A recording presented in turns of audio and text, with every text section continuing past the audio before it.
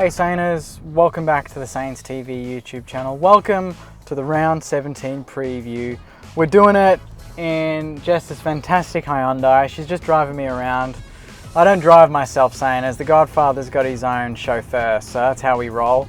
No, she's just doing a few errands. But we've got Fremantle. It's on Saturday night. It's going to be a massive game. Chance for us to get back into the top 8 and to just continue just winning, because that's what we need to do. We'll get the experts' opinion straight off the bat. Jessie, are we winning on Saturday night? Absolutely. Why are we winning?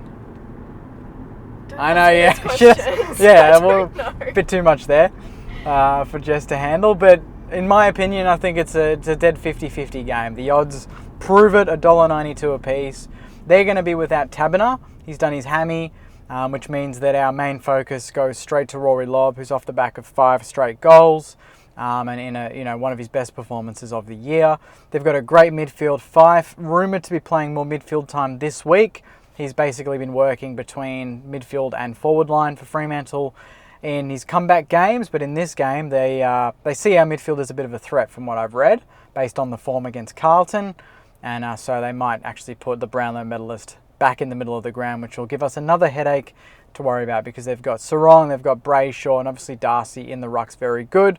Not to mention Brodie and Mundy, who are very good as well. So it's a midfield battle type of game, but I don't see it too dissimilar to last week. You know, Carlton have a very good youthful midfield with Sam Walsh, Cripps, Stewart, these sort of guys in there, Kennedy.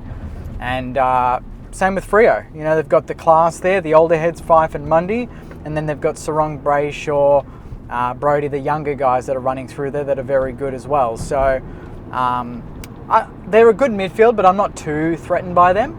I think their forward line is pretty dangerous. You know, there's a lot of unheralded players there, particularly their small forwards, and I kind of see Paddo, or I don't know if we bring another, outside of Darragh Joyce, who has to come in for Howard. I feel like if we don't bring in D-Mac, Paddo might be a good pick, because they've got a lot of good smalls, Shuntz and these sort of guys. Collier down there, Banfield I think is another one. So they're dangerous in the air as well as on the deck, and they get back hard, they run hard, and they push forward really hard. So for me, it's one of those games where if we bring our best football, we can win this game, and we did that last week against Carlton. And if we do it again, we're a big shout in this game. You know, the fact that we've got Joyce to cover Howard's, I think, really important, and that allows maybe Highmore to get pushed back into the intercept marking role that he's so good at in the starting 22, not as the sub. And Battle potentially could also rotate in that position with him, while Joyce and Wilkie kind of take the main key tools that are rested down there, because I think at times Lobb will go into the ruck and Darcy will rest forward, and vice versa. And then down the other end for us, we've got, you know, Ryder and Marshall, who were outstanding against Carlton, both of them in their own way. We'll give them headaches as well. And then we've got King, who's found some form, and most importantly, Tim Membry, who's kicked 4 goals and was his most effective game forward of centre in a long time. So we've got the ammunition to cause Fremantle problems. They've got great form at home. We all know they beat Melbourne at the G a month ago, but they did play Carlton there a couple of weeks at Marvel, at the ground we're going to be playing them at, and they weren't great. So Carlton spread the ground, they ran them off their feet, and they created a lot of scoring chances. And I really feel like if we play anywhere like last week, the same will happen. We need to first win the midfield battle, second win contested ball, and then thirdly get it into the 50 fast, because Freo's defence, probably just behind Melbourne, is one of the best defences in the competition this year. You know, the fact that they've got Pearce down there and Luke Ryan doing a great job. They're very, you know, unheralded. I've used that word a few times in this preview already, but they are. They're not talked up too much, but they get the job done. They're consistent. They're rarely beaten, and we need to be smart with how we do. You know, we enter the 50, because bombing's not going to cut it. We didn't bomb last week, and that worked. We need to play that game again, where we're running, we're chipping, and it's more the short game, but it's at a fast pace. And if we do that, we're absolutely into this game big time. And, you know, it's up to us Sainers. We've got to get to the ground. You know, against Fremantle, we never get big crowds, but we want to get over 30k this weekend. This is essentially an elimination final, and we need to generate that energy for the players. You know, last week we were outnumbered, but we were loud, and that really played a big part on the footy field, I say. Like, we really did push the boys and get them to play that way, and I think if we do that again this week, and Freo support's obviously going to be minimal, with, you know, maybe 1,000 travelling fans or less, and a couple of Victorian fans, it's going to be 90% saners there. We need to make this a fortress. We need to get loud, and that, you know, put off the Fremantle Dockers, because they're a very good team. And if we can get the win here, we've got Bulldogs on the Friday night in a week's time. This is a massive opportunity for us. We go 10-6. We'll get back into the top 8. We'll probably finish the round in the top 8.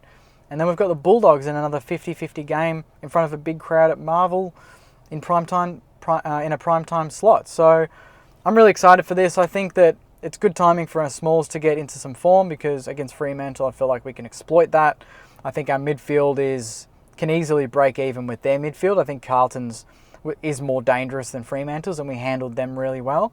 So if we play that disciplined game where we play man on man at the bounce, but once we win the ball, we spread hard, we can beat them on the break, and that creates a lot of one-on-ones in our forward line. And we're very good when we're one-on-one. You know, we're not good when it's crowded and we're bombing, but if we're playing fast and it's one-on-one football, King one out, Membry one out, resting ruck one out, and our Smalls crumbing like they did last week, we're going to be in a very, very good position in this game, and hopefully in a position to actually win it. So I'll leave it there. Nice, short, sharp one on the road. Saints TV on the road with the lovely Jess as my co-host for this one. It's being on camera. So hopefully you enjoyed it. It's been a busy week, but obviously I want to deliver the content anywhere, anytime, and I'm doing that this week. And hopefully I'll be back after the game on Saturday night to talk about a win. But until then, Saners, take care of yourselves. Please like the video, comment your thoughts. I'd love to hear how you're feeling. Who are your ins and your outs? Ideally for me, it is Howard for Joyce, and it is Hunter Clark for DMAC. But if it's not DMAC, I'm really tipping it's going to be someone like Ben Patton, just because they've got some really good Smalls, the Fremantle Dockers, and I think we need more than just Jimmy Webster to handle them. And that means that Sinks and Naz and Bradley Hill can still play that offensive game without becoming proper defenders, because that's not when we're at our best. So I think Paddo and Joyce, and if not Paddo, it'll be Mackenzie, hopefully, if he's fit. So I'll leave it there. Thanks very much, Saners. Please like, comment, and subscribe. Let's hit 4,000 subs in the next week or two. That'd be amazing. Take care of yourselves. I'll see you after the game on Saturday night. And until then, what do I always say? Go you mighty Saints. Go you mighty Saners. See you guys.